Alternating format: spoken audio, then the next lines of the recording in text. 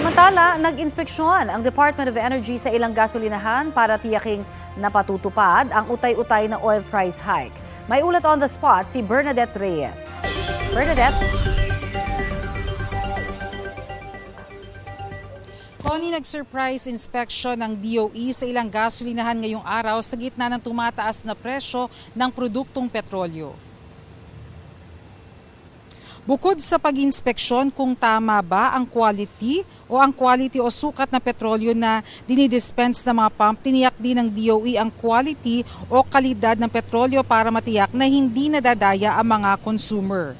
10,000 pesos ang multa kada dispensing pump kapag mali ang sukat.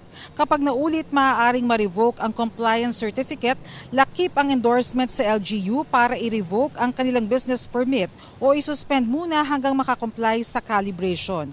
Kapag makuha naman ang sample at may violation sa quality, 200,000 pesos ang penalty. Maaari ring ma-revoke o ma-suspend kung paulit-ulit ang violation. Minomonitor din nila kung naa-apply ang increase ng staggered basis. Samantala, bukod sa staggered na increase, ay naghahanap pa ng ibang paraan ang DOE kung paano rin maibsan ang epekto ng mataas na presyo sa mga consumers sa pamamagitan ng pagbibigay ng mga gasolinahan ng mga discount.